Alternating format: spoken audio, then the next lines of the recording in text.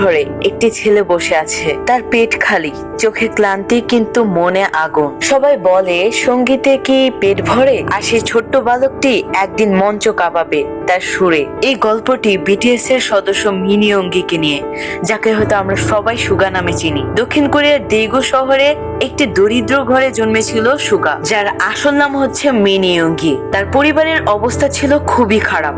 অনেক সময় সেই ছোট্ট বালক ইয়ংগির কপালে খাবারটুকু জুটত না। শীতের রাতে তার কাছে একটি কাঁথা ও বালিশ পর্যন্ত থাকতো না। বাবা মা চেয়েছিলেন সুগা একটি বড় ধরনের চাকরি করুক, কিন্তু আমাদের ইয়ংগির চোখে ছিল অন্য স্বপ্ন।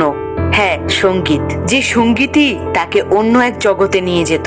সুগা একবার বলেছিল সে মিউজিকের যন্ত্র কেনার জন্য খাওয়া দাওয়াটাও ছেড়ে দিত। কিন্তু এত কষ্টের পরেও কিন্তু ইয়ংগি ঠিকই তার স্বপ্নকে নিজের বুকে আঁকড়ে ধরে রেখেছিল। সে এত কষ্টের পরেও সে কিন্তু হালটা ছাড়েনি। এক শীতের সকালে পুরনো কম্পিউটার আর ইয়ংগির চোখে এক অদৃশ্য স্বপ্ন। কিন্তু তার পরিবারে সেদিন ভাত খাওয়ার মতনও চাল ছিল না, কিন্তু তার চোখে ছিল সঙ্গীতের জন্য রোশনি। দেখে মনে হচ্ছিল মিনি ইয়ংগি দমে যাবে না, সে তার স্বপ্নকে ঠিকই একদিন বাস্তবায়ন করবে। স্কুলের বন্ধুরা পর্যন্ত সুগাকে খেপাতো যে এই পাগল, তোর দ্বারা কি র‍্যাপ হবে? ইয়ংগি চুপ করে থাকতো এবং স্কুলের ব্রাঞ্চের মধ্যে কলম দিয়ে টুকটুক করে গান গেতে থাকতো। তার স্কুলের অনেক ফ্রেন্ড এবং বড় ভাইরাও তাকে নিয়ে মজা উড়াতো, কিন্তু তাতে যেন সুগার কোনো কিছু যায় আসে না।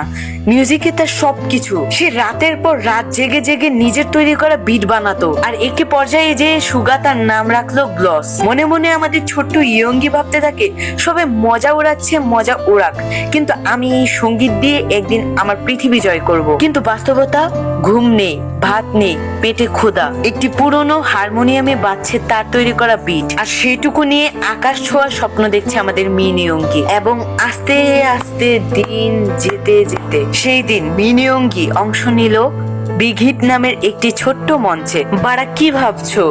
সুগা বিগহিটে জয়েন করার সাথে সাথেই কি তার লাখো লাখো আর্মি হয়ে গেল?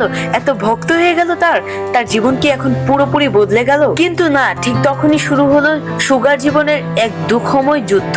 একদিন হঠাৎই সুগা কি যেন একটা ডেলিভারি করতে করতে সে সাইকেল নিয়ে পড়ে যায় এবং তার কাঁধ পুরোপুরি ভেঙে যায়। ডক্টর বলে তুমি হয়তো এখন আর কিছু করতে পারবে না সুগা। কিন্তু ইয়ংগি, সুগা কি আর থেমে থাকার ছেলে?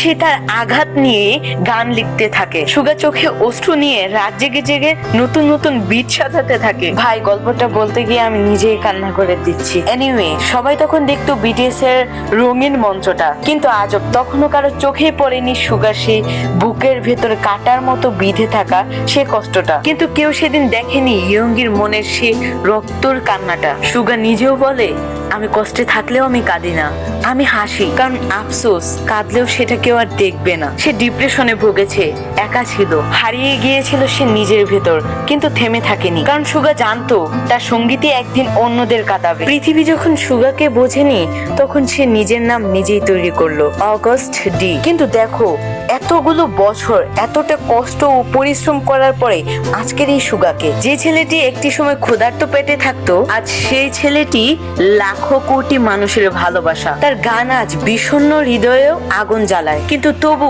আজও সে চুপচাপ, কারণ সে জানে যে বোবা হয়ে থাকে সেই তার সফলতাও ধরে রাখতে পারে। সত্যি আমাদের সুগার মতো মানুষ মেলা ভারী। সুগা আজ প্রমাণ করলো যে চুপচাপ থাকে এবং নিজের স্বপ্ন নিয়ে লড়াই করে, সে একদিন না একদিন ঠিকই সফল হয়।